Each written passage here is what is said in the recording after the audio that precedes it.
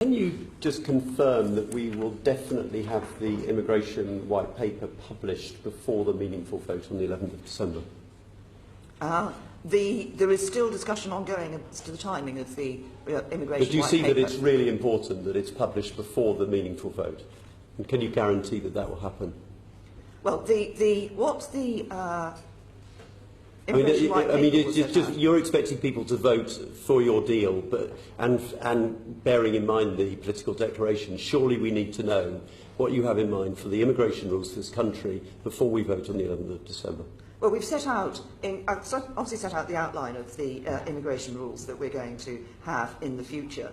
But our immigration policy is a separate policy decision from the nature of the deal. But will we have it before the vote? As I say, we are still in discussion as to the date as to when the immigration white paper will be published.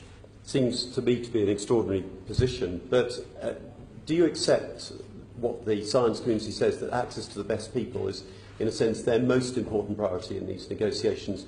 Can you guarantee that no obstacles will be put in the way of recruiting the best people from the EU and indeed from the rest of the world? Well, I would hope that the science community would see that the benefit of moving from, would see themselves the benefit of moving to an immigration system that is skills-based, and which is obviously the But no obstacles in the way compared to what they have at the moment, because this is really important for them.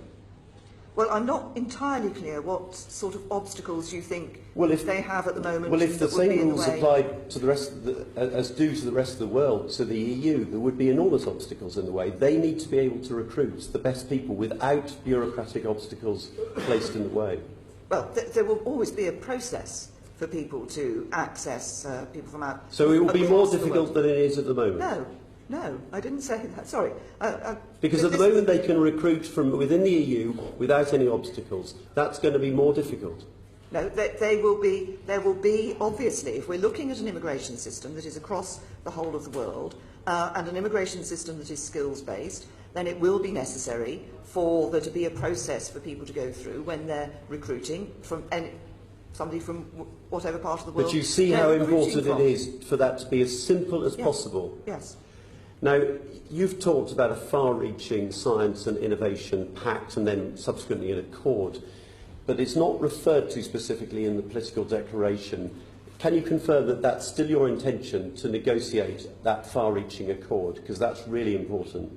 We are, I mean, if you look back to the speech I first gave in Lancaster House, I think you will see that's when you mentioned it, but it's not in the political declaration. Science and innovation were one of the areas where we do want to ensure that we continue to have that good relationship.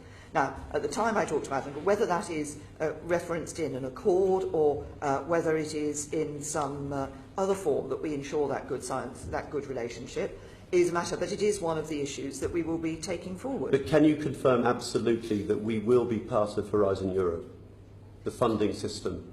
That is, well, as I understand, it is possible for third countries to be part of Horizon. It is, but it's what the political declaration makes clear is that we haven't negotiated the terms on which it would be possible for the specific. So you can't say now whether we will be part of it or not. Well, because this uncertainty is really damaging. They need to know whether they will be part of this vital funding system for science. What we need to look at when we come to the legal text and the negotiations on the legal text is, of course, the terms on which being part of that would be possible for the United Kingdom. But what's the timescale? How long is this going to take?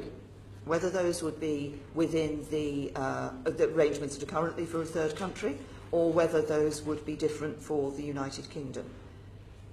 So no detail on when this is going to be agreed, and whether and when we will know whether we will be part of Horizon Europe.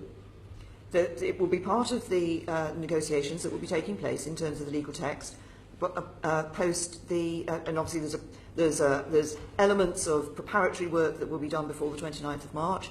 The legal text can't be determined and agreed until after the 29th of March. Now, on the European Medicines Agency, Jeremy Hunt, when he was Health Secretary, said that we will continue to work very closely with the EMA, but in the political declaration, all it says is we will explore the possibility of cooperation with agencies such as the EMA, much looser. Can you give any indication as to whether it is your intention for us to be part of the EMA or very closely aligned to it? Well, it is what we want to do is to negotiate a relationship that ensures that we are able to operate in relation to the EMA in a way that is suitable for the United Kingdom for the future. Now, but is it your intention? Well, the question is whether or not the EMA does not have third country examples of membership, unlike EASA, which of course does. So there's a model in EASA which we believe could be the basis for a model for the EMA.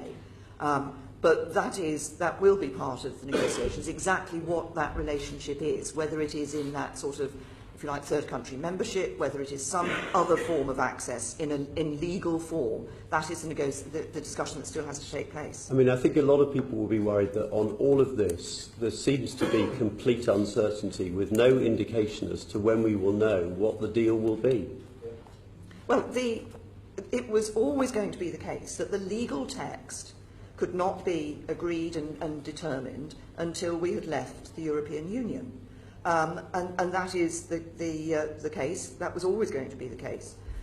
What we have in the political declaration is the set of instructions, if you like, to the negotiators for the future to put into place and give effect to what is in the political declaration.